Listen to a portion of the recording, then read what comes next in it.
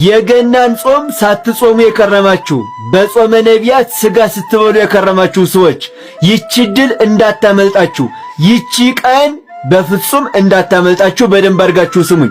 ሁላችሁም ጥቂት ሰዓታት ብቻ ስለቀሩ ማለት ነው። ለሁሉም በደንብ አድርጋችሁ ሼርና ኮፒ ሊንክ፣ ላይክ፣ ሪፖስት እያደረጋችሁ በአጭር ጊዜ በዚህ ምሽት ለሁሉም አዳርሱልኝ እስከ ነገ ማለት ነው። እና ሁላችሁም ላይክ አድርጉና ጀምሩት። እናም ይኸውላችሁ ጾመ ነቢያትን ወይንም የገና ጾምን ስጋ ስትበሉ የከረማችሁ በማወቅም ይሁን ባለማወቅ ስጋ ስትበሉ የከረማችሁ ሰዎች አንዲት ዕድል አለቻችሁ። ነገር ግን ላልጾማችሁበት ጾመ ነቢያትን ስላልጾማችሁ ለዚህ ንስሐ አባታችሁ ጋር ሄዱና ንስሐ ግቡ። አልፏል ምናምን ብላችሁ ዝም እንዳትሉ። ሰይጣን እንደዚህ እያለማመደ ነው ከእግዚአብሔር የሚነጥላችሁ። ስለዚህ ላልጾማችሁት ንስሐ ግቡ። ነገር ግን ይቺ ቀን ደግሞ እንዳታመልጣችሁ። መቼ ናት? ማክሰኞ ታኅሳስ 28 ምንድናት?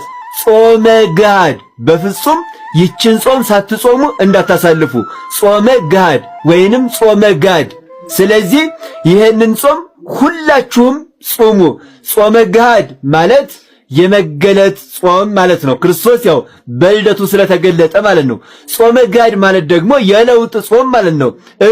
ረቡዕ ስለሚበላ ማክሰኞ ይጾማል ማለት ነው። የረቡዕ ለውጥ ማለት ነው። ጋድ ማለት ለውጥ ማለት አይደል? ስለዚህ የረቡዕ ለውጥ ማለት ነው። ስለዚህ ያልጾማችሁ ላለፈው ንስሐ ግቡ። ይሄኛውን ደግሞ እንዳያመልጣችሁ ይሄ ድል። ሁላችሁም ጾሙ።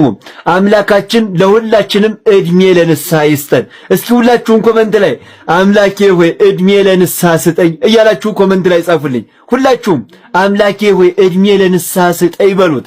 ቪዲዮውን ደግሞ ለሁሉም ባጭር ጊዜ ማለት ነው ሼርና ኮፒ ሊንክ፣ ላይክ፣ ሪፖስት እያደረጋችሁ ለሁሉም አዳርሱልኝ። እወዳችኋለሁ። ቤቱን ፎሎ አድርጉ፣ ይጠቅማችኋል። ክብር ባዶልኝ።